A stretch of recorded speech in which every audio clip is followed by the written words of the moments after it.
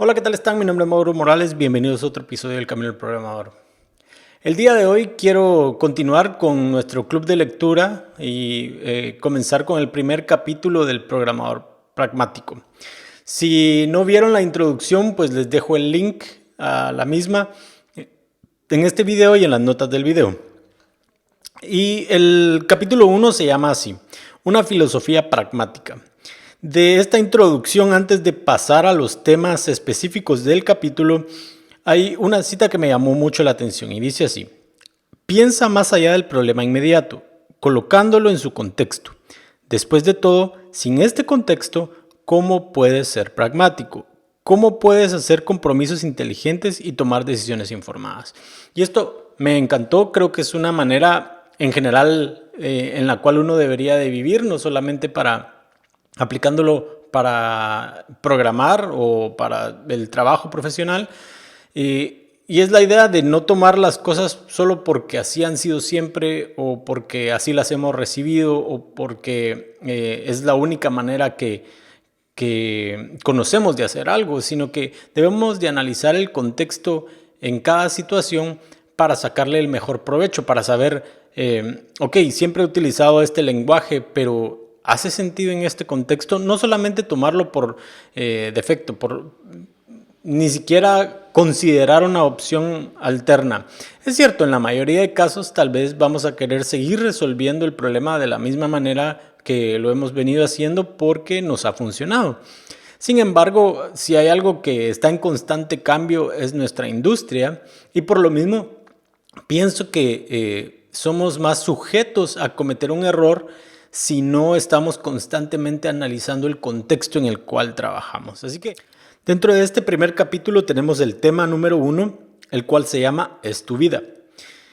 Andy y Dave mencionan que han entrevistado a muchísimos programadores a lo largo de su carrera y algo que les ha parecido interesante es el nivel de frustración que hay en general dentro de los programadores, ya sea porque no les gusta el lenguaje de programación con el que trabajan o la metodología que utilizan o para la metodología de trabajo que utilizan o no sé, su equipo, su jefe, la ciudad en donde tienen que vivir por el trabajo o el tiempo que les toma viajar de la casa a la oficina, etcétera, etcétera.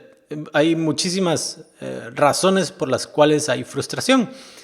Y irónicamente, cuando les preguntan por qué no hacen algo al respecto, se dan cuenta de que la gente se rehúsa, se resiste a hacer un cambio. Y esto es un poco irónico específicamente porque trabajamos en una industria en la cual el cambio es muy, muy constante. Tal vez en algunos casos, dependiendo del área de nuestra industria en la que estés, los cambios no se den sino hasta en años. Pero aún así, en años es muchísimo más rápido que en otras industrias en las cuales a veces toma décadas hacer un cambio. Así que es raro, pero es la realidad en la que vivimos y quizás es algo más de la psiquis humana y no específicamente de nosotros los programadores, ¿verdad? Así que para esto ellos dan el tercer tip del libro y este es: tienes la capacidad para actuar. Si hay algo de tu trabajo que no te gusta, pues tienes que cambiarlo. Tienes tu obligación, no diría moral, pero con tu persona, es ver cómo lo cambias. Por tu tranquilidad, tu felicidad, tu paz mental. Y dos, porque lo más seguro es que no eres el único que está frustrado por esos problemas. Generalmente, al menos mi experiencia ha sido que cuando hay algo dentro del equipo que molesta a uno, generalmente molesta a, no sé, por lo menos la mitad del equipo, diría yo. Por ejemplo, si tenemos muchas reuniones, eso es algo que le molesta a prácticamente todo el equipo. Es rara la persona que dice, sí, yo estoy súper contento con todas las reuniones que hacemos. O si se está tomando una decisión en cuanto a empezar a utilizar un nuevo lenguaje o algo así, se nota quiénes están frustrados y quiénes no. Y rara vez, aunque sí se da, rara vez es una persona la única que no está, que no recibe el cambio de buena manera, sino que son varias personas las que muestran su descontento con lo que está pasando. La diferencia es que algunas personas son más calladas y otras personas tienden a externalizarlo prácticamente de inmediato, ¿verdad? Así que, pero el punto es que tienes la posibilidad hoy por hoy de hacer algún cambio. Y tal vez tú dices, sí, pero no es tan fácil con el trabajo que yo tengo por X, Y razón. Y algo que te quiero recordar es que vivimos en un momento en el cual nuestra industria tiene muchísimos beneficios. Es bastante fácil buscar un trabajo nuevo como programador. Es bastante fácil empezar en un proyecto distinto dentro de la misma compañía en la que estás trabajando. Es bastante fácil incluso cambiarte por completo del stack en el que estás trabajando, si ya sea que seas un programador web, te puedes pasar a móvil. No digo que sea fácil en el sentido de, no digo que sea sencillo, va a requerir mucho esfuerzo de tu parte en algunos casos. Sin embargo, como les decía, no es tan difícil como en otras profesiones y de hecho yo he visto a la gente en los diferentes trabajos que he estado, he visto gente que está dispuesta a hacer los cambios, que está interesada en invertir en sí misma para hacer ese cambio y generalmente es la gente que tiende a sobresalir y en algunos de los casos hasta diría yo son aquellos que luego admiramos y decimos, wow, sí, es que él hizo esto, él no estaba contento con esto en su vida profesional, lo cambió y ahora es el CEO de tal empresa o algo así, no sé. Obviamente son casos únicos, son casos puntuales, pero el punto es que incluso dentro de un equipo promedio, en un empleo promedio, te sorprendería ver cuánto podemos cambiar las cosas. Si no estás contento con la productividad de tu equipo, pues sé uno de los primeros en hacer ese cambio y verás que tendrás muy buenos resultados.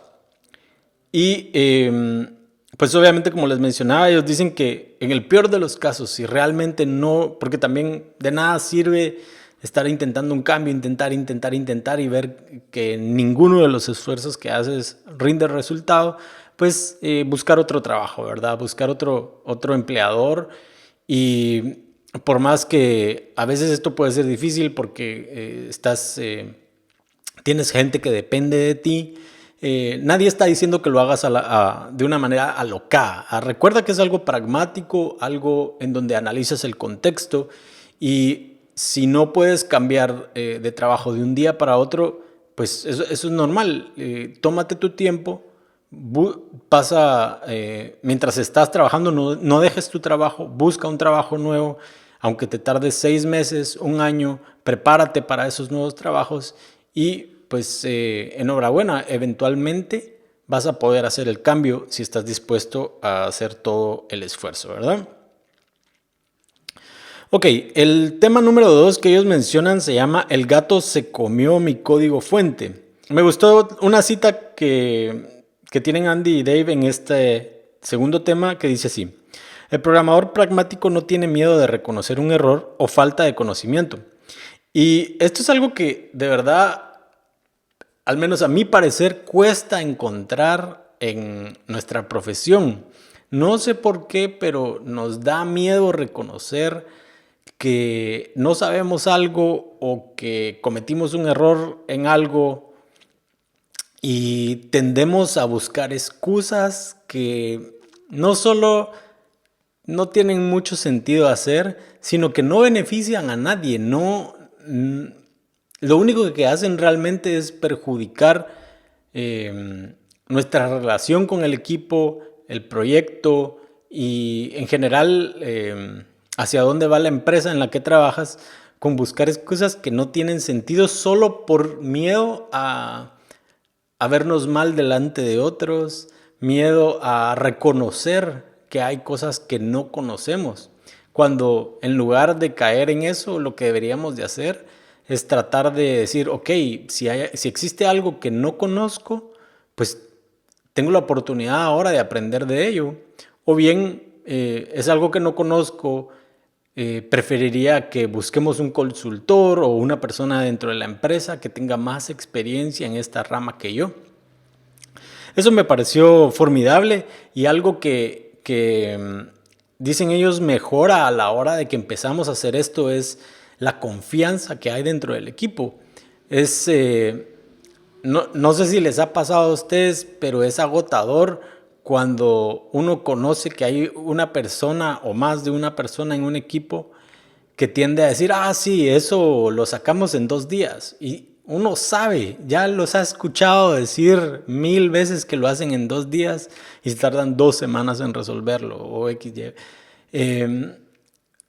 No hay necesidad de estarnos mintiendo, no hay necesidad de, no sé, tratar de impresionar a nadie. Al final del día ya todos salimos del colegio, ya no estamos con quién se viste más cool y no sé, eso es cosa de gente inmadura, de gente no profesional.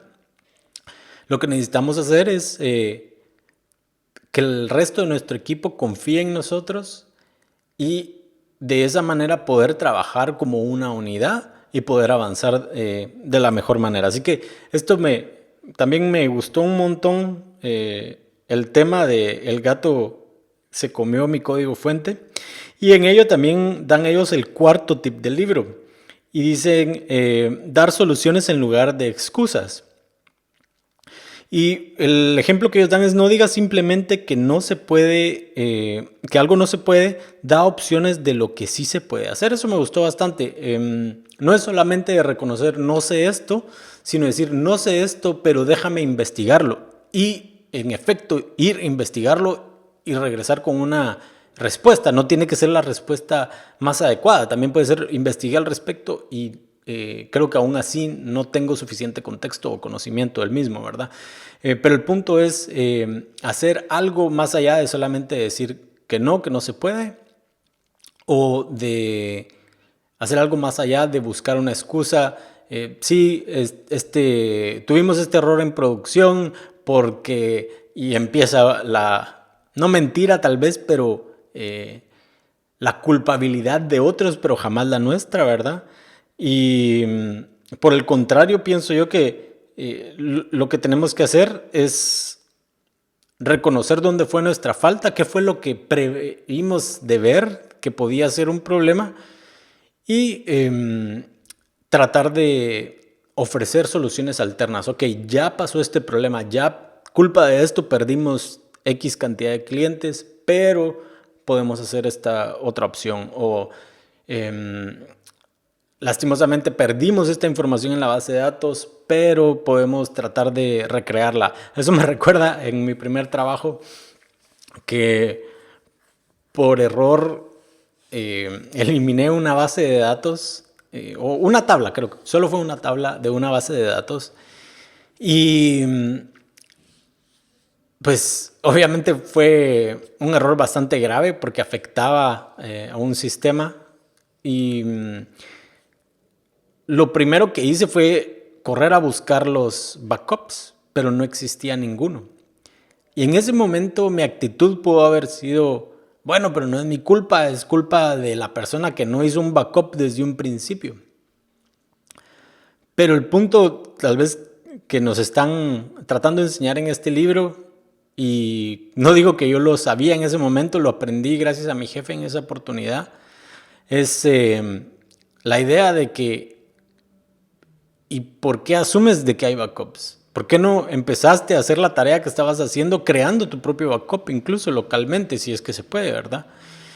O revisando, ok, en caso de que vaya a haber este problema, investigo cómo sería el proceso de tomar los backups, porque tal vez están ahí, pero tal vez se toma, en ese caso, en esa época me recuerdo yo que algunas cosas se hacía backup, pero se mandaban a cinta, entonces era cuestión de esperar, si no estoy mal, una semana o algo así para que las personas que manejaban las cintas pasaran la información de regreso. Es decir, hay que tener un poco más allá de visión de las cosas que pueden pasar, sabiendo la tecnología con la que trabajamos en el día a día, ¿verdad? Así que en ese caso, pues tuve la suerte de que pudimos ir a los datos fuentes de los cuales se generaba esa tabla, y aunque ya no todo estaba ahí, pudimos recuperar, no sé, 80% de la información, y eso fue suficientemente bueno para seguir adelante. Y el punto de por qué les cuento esta historia es eso, el hecho de que no tiene que quedar perfecto de vuelta. Obviamente hubo un error, hubo un accidente, y pueda que por ese accidente te despidan, pero pueda que no, pueda que resolver el 80% o a veces incluso menos sea suficientemente bueno, y es una lección muy bien aprendida, ¿verdad? Así que eso es algo que me pareció nuevamente un buen tip de este libro. Bueno, no quiero hacer estos videos muy largos, así que por el tiempo transcurrido lo vamos a dejar hoy hasta ahí. Voy a tratar de ir resumiendo un poco más, tal vez para futuros episodios. Espero que les haya llamado la atención alguna de estas referencias que hacen Andy y Dave, que les sirvan algunos de los tips que ellos dejan. Y cualquier cosa, por favor déjenla en los comentarios si algo les parece, si algo no les parece. A fin de cuentas yo les estoy tratando de transmitir la idea que entiendo yo de los escritores originales, pero obviamente nuevamente cae esta idea de una filosofía pragmática en la cual no tomamos todo solo porque lo están diciendo Andy y Dave, sino que lo analizamos y miramos si aplica en nuestros contextos o no. Así que espero que tengan un buen fin de semana. Chao.